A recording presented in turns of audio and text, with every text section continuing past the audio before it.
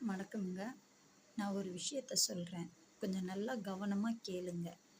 எதனால நான் இது சொல்றேன்னா, இப்போ அம்மா பண்றாங்களா தப்பு, இல்ல அப்பா பண்றாங்களோ, ஆக மொத்தத்துல 2 பேர்ல யாராச்சும் ஒருத்தங்க தப்பு பண்ணா, எதிர் மனுஷாளுங்க என்ன சொல்றாங்கன்னா, சாபத்த குடுக்குறாங்க அவங்க புள்ளைங்களுக்கு சாபம் குடுக்குறாங்க. "அவ அப்படி பண்ணிட்டா, அவ புள்ள குட்டிங்க நல்லா இருக்குமா?"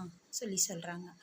"அவன் அப்படி பண்ணிட்டான், அவன் புள்ள குட்டிங்க நல்லா இருக்குமான்னு" சொல்லி சொல்றாங்க. பண்ணவங்களுக்கு சாபத்த குடுங்க. உங்களுக்கு யார் தப்பு பண்ணாங்களோ அவங்களுக்கு குடுங்க. அவங்க புள்ள குட்டிங்களுக்கு குடுக்காதீங்க. ஏன்னா, அந்த புள்ள குட்டிங்க பண்ணது பாவம் கிடையாது. பண்ணவங்களுக்கு தான் அந்த பாவம் போய் சேரணும்.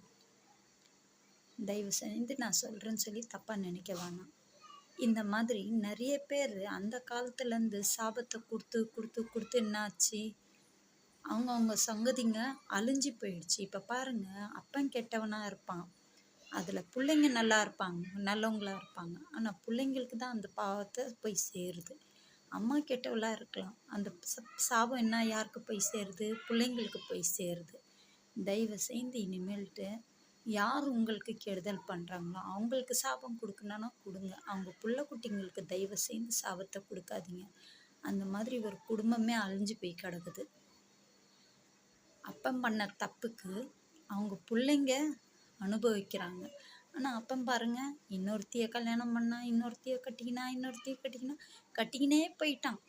ஆனா அவங்கெல்லாம் நல்லா இருக்காங்க. அவன் பெத்தான் பாருங்க புள்ளைங்க. அந்த புள்ளைங்களும் அந்த ஆளோட மனைவி இன்னி வரைக்கும் அவஸ்தைப்பட்டுட்டு இருக்காங்க, கஷ்டப்பட்டுட்டு தான் இருக்காங்க. அவன் பண்ண பாவத்துக்கு தப்புக்கு அவங்க புள்ளைங்களுக்கு தான் பாதிப்பு ஏற்படுது, அவங்க மனைவிக்கு பாதிப்பு ஏற்படுது. அவர் சந்தோஷமா இருந்து போய் செத்துட்டாரு. போய் பூமியில போய் அடங்கிட்டாரு. ஆனா அனுபவிக்கிறாங்க அவங்க பிள்ளைங்களும் அவங்க மனைவி தான் அனுபவிச்சுட்டு இருக்காங்க. நான் சொல்றேன்னு சொல்லி தயவு செய்து தப்பா நினச்சிக்குவாங்க. அப்படி நான் தப்பா சொல்லியிருந்தேன்னா என்னை மன்னிச்சுக்குங்க. யாருமே இனிமேல்ட்டு அவங்க புள்ள குட்டிங்களுக்கு சாபம் கொடுக்காதீங்க.